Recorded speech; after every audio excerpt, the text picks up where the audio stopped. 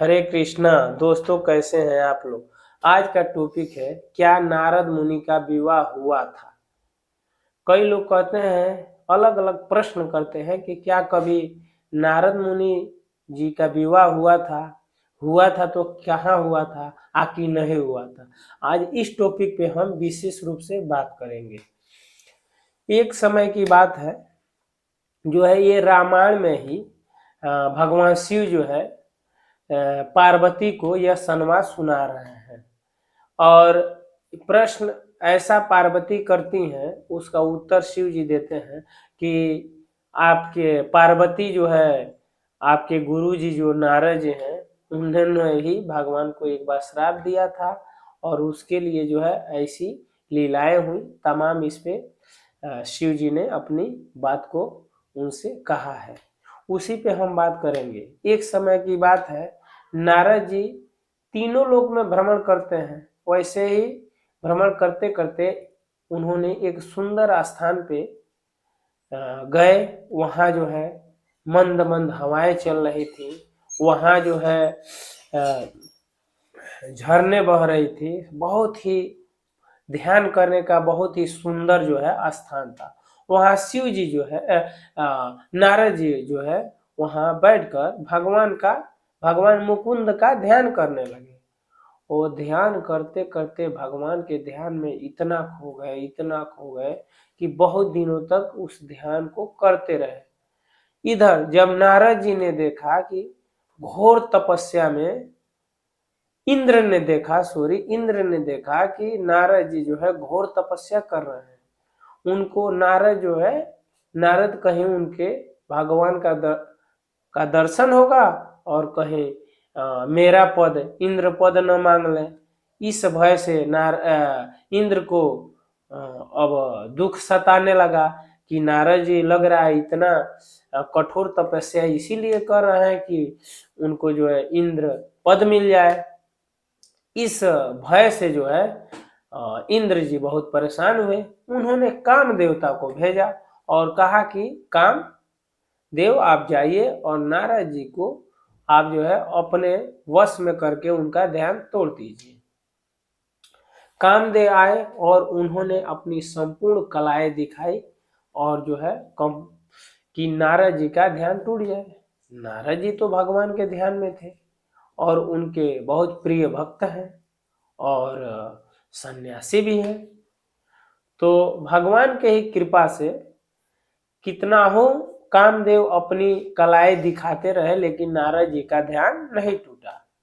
जब नारद जी का ध्यान नहीं टूटा तो कामदेव ने उनके चरणों में गिर गया और लगा माफी मांगने की, त्राहिमाम त्राहिमाम, आप हमारी रक्षा करें, हमसे बहुत बड़ा अपराध हुआ है और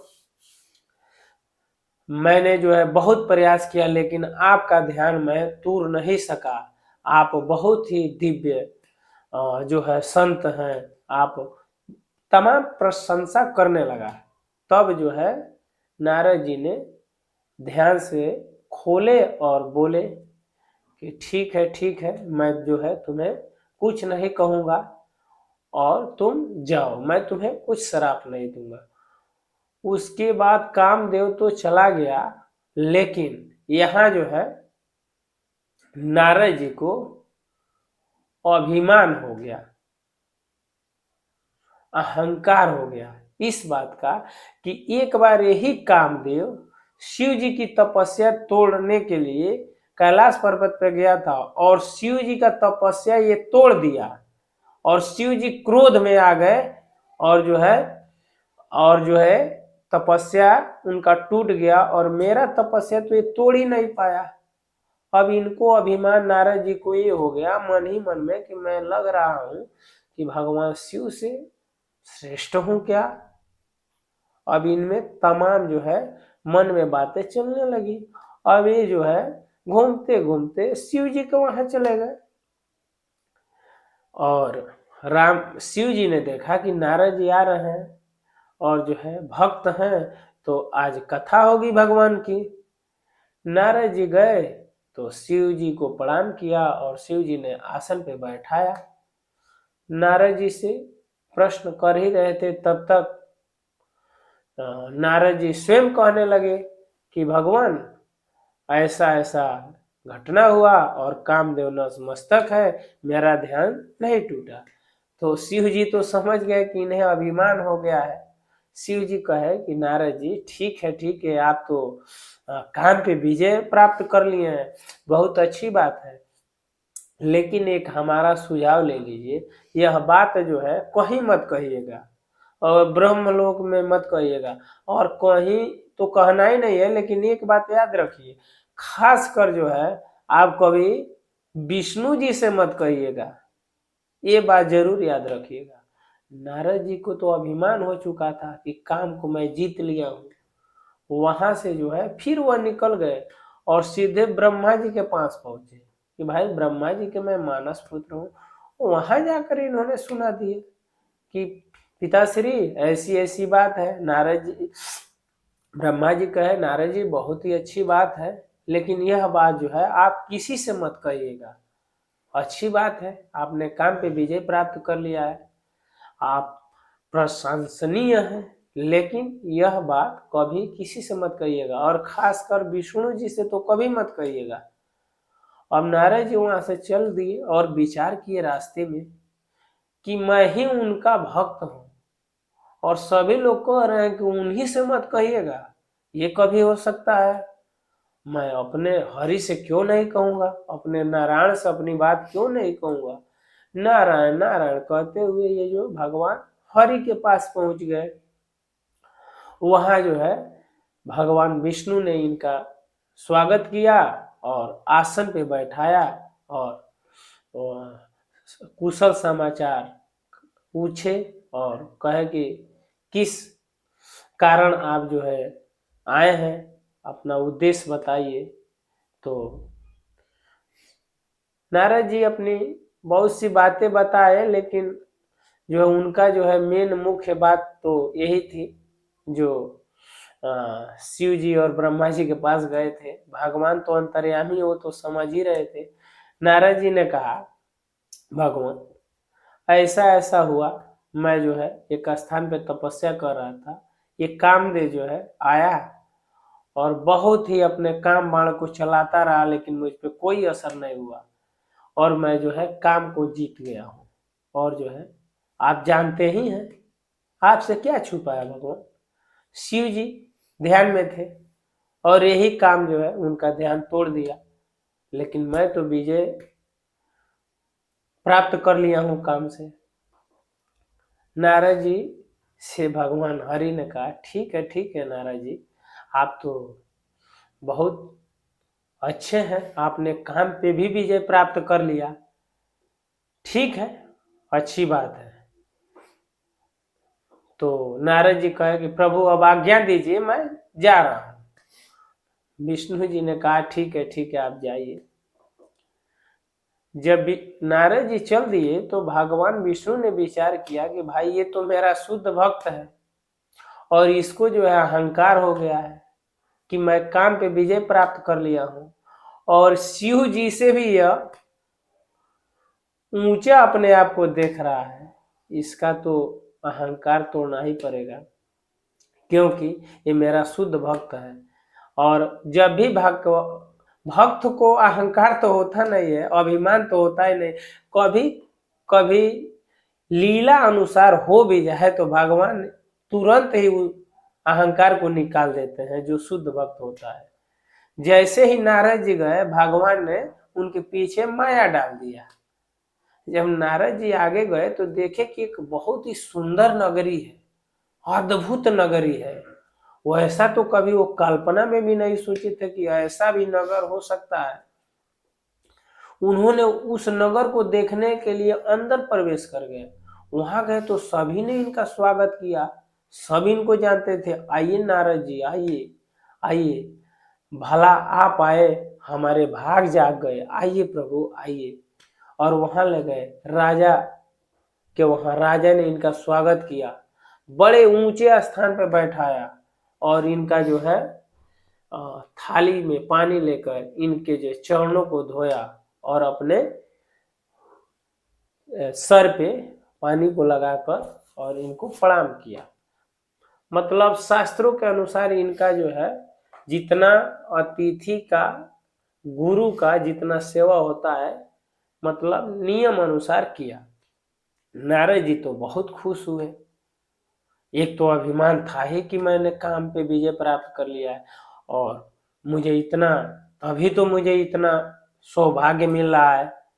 तब नारद जी बैठे रहे। उसके बाद राजा ने कहा कि महा मुनिवर एक मेरी पुत्री है और मैं जो है उसका कल जो है स्वयंवर रचा हूं।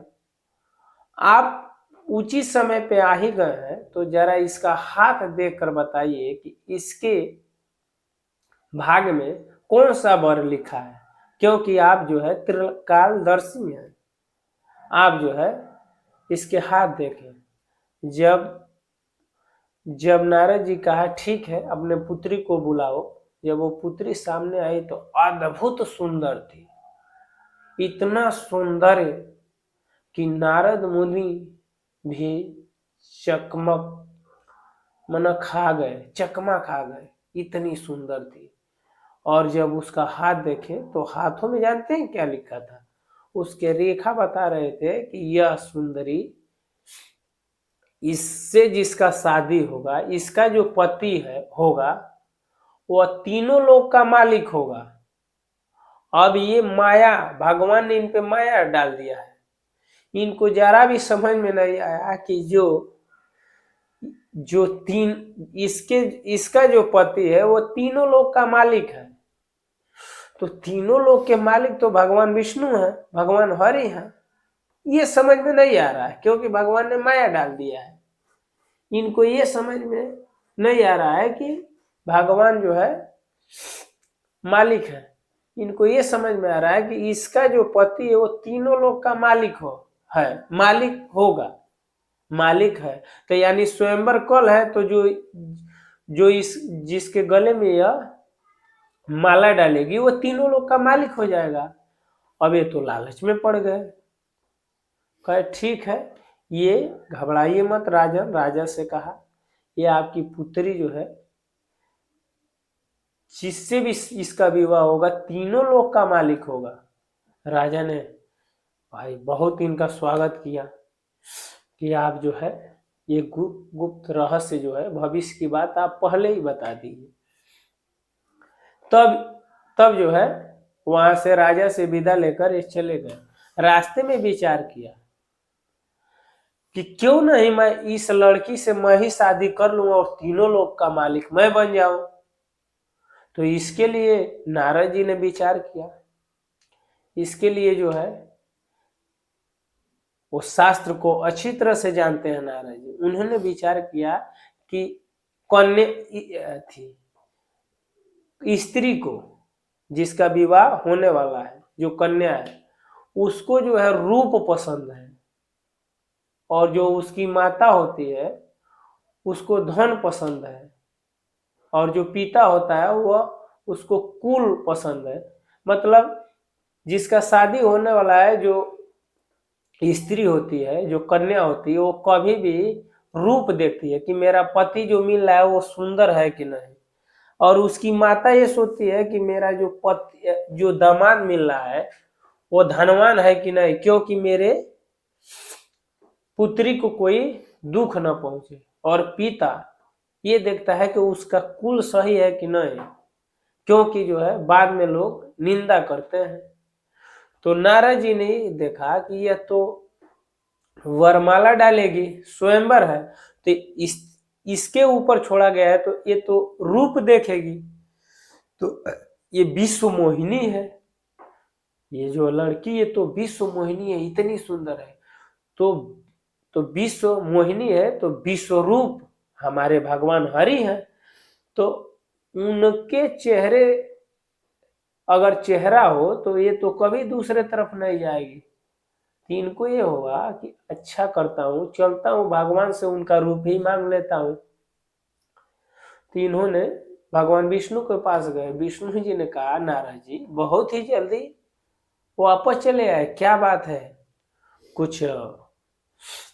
कुछ तीनों लोक में कोई बात तो नहीं हुई।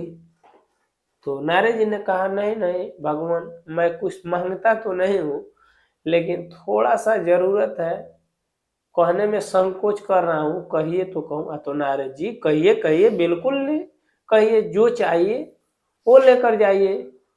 उन्होंने कहा भगवान एक दिन के लिए अपना रूप मुझे उधार में दे दीजिए। नारद जी बस इतना ही बात, एक दिन के लिए? अरे कई दिनों के लिए ले लीजिए। तो नहीं नहीं भगवान, केवल एक दिन के अपना रूप मुझे दे दीजिए।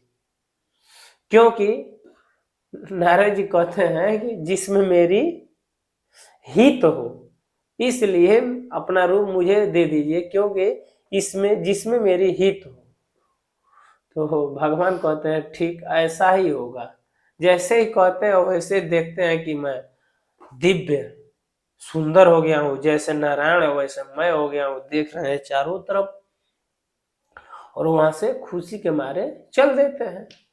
और जब स्वयंवर रचा जाता है तो कहते हैं कि लड़की उधर से आएगी, और जो है क्या पीछे बैठना है, चलो आगे ही बैठ जाता हूँ, पहले ही माला डालेगी और लेकर चल दूंगा, और तीनों लोग का मालिक हो जाऊंगा। क्योंकि जो इसका पति है वो तीनों लोग का मालिक है, तो मुझे मुझे वरमाला डालेगी, मैं तीनों लोग का मालिक हो जाऊंगा। और जाकर आगे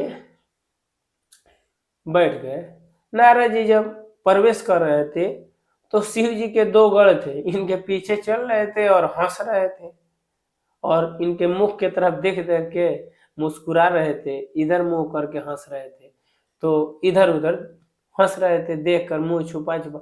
तो इन्होंने ये सोचा कि ये तो कभी हरि का रूप देखे नहीं, इसलिए मंद मंद मुस्कुरा रहे हैं।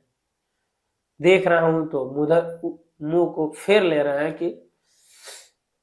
कि मुझे बुरा न लग जाए, ये इस भाव में देख रहे हैं, और आगे जाकर बैठ जाते हैं।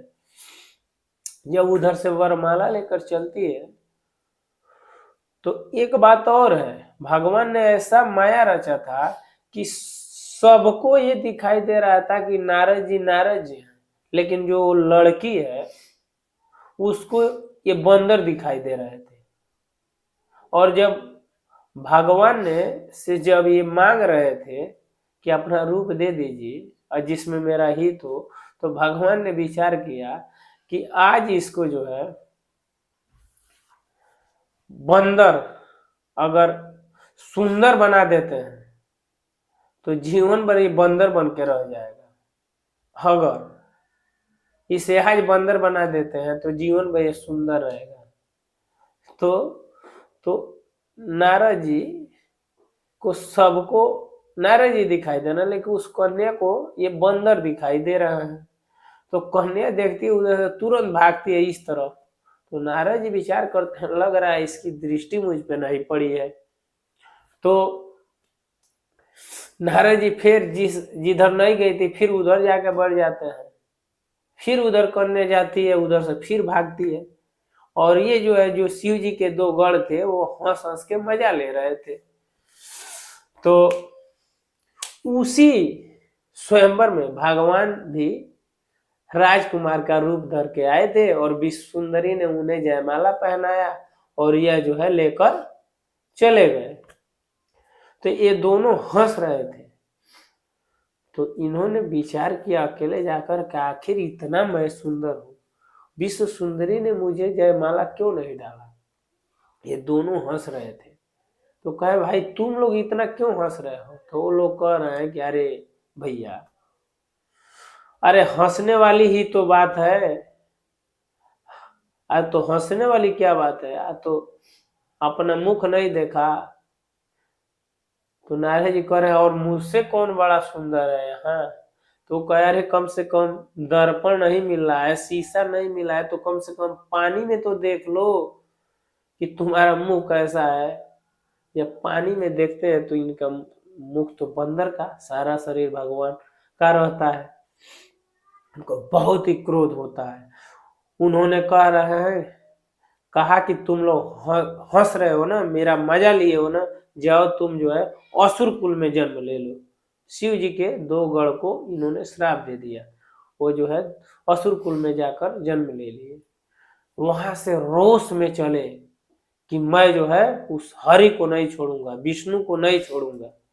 और जैसे ही जा रहे हैं तो भगवान सोच रहे हैं कि भाई बैकुंठ तक आएंगे, क्षीर सागर तक, तब तक उनका गुस्सा ठंडा। रास्ते ही में भगवान मिल गए। और कैसे मिले? बगल में रामा थी यानी महालक्ष्मी, और बगल में जो है वह विश्व सुंदरी थी। जब नारद जी देखे तो और गुस्सा में हो गए, कहे कि अच्छा तुम जो है परम स्वतंत्र हो, जो चाहते हो कर लेते हो, तो अच्छा घर न्योता दिए हो, आज मैं तुम्हें नहीं छोड़ूंगा, मैं तुम्हें श्राप देता हूं। नारद जी ने 3 श्राप दिया। पहला ये श्राप दिया कि जो शरीर तुमने धारण किया है राजकुमार के, जाओ तुम राजकुमार बन जाओ। और दूसरा श्राप दिया कि तुम जो है जो रूप मुझे बंदर का दिया है, तुम्हें जो है जब जब तुम्हें बहुत जरूरत पड़ेगा, मुसीबत पड़ेगी, तो यही बंदर तुम्हारा साथ देंगे। और स्त्री वियोग में मैं जितना कष्ट पाया हूं और रोया हूं, तो तुम्हें भी स्त्री का दुख होगा, वियोग होगा। ये मेरा श्राप है।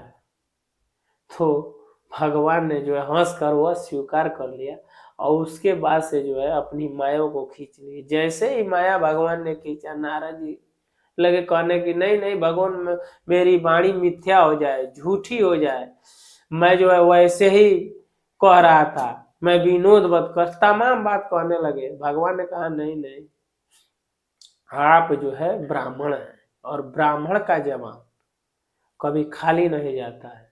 मेरी आप जो है चिंता मत करिए, ये भी मेरी माया का एक हिस्सा था, और जो है मैं खुद आपके माध्यम से ये तमाम लीलाएं कराना चाहता था, इसलिए संयोगवश हो गया। जो है आपका श्राप कभी खाली नहीं होगा, और मैं ऐसा जो श्राप दिए ऐसे मैं जो है मानव शरीर धरूंगा, और ऐसे आपके वर अनुसार मैं ये लीला करूंगा। तो दोस्तों, मैं जो है नारद जी के विवाह हुआ था या नहीं हुआ था या होगा, जो टॉपिक उठाया था, तो इस कहानी के माध्यम से, इस दृष्टांत के माध्यम से आप जान गए होंगे कि नारद जी का विवाह हुआ था या नहीं हुआ था, क्यों नहीं हुआ, आप अच्छी तरह से समझ गए हैं। आशा करता हूं कि ये वीडियो आप लोग को अच्छा लगा होगा। अगले वीडियो में फिर मिलते हैं, तब तक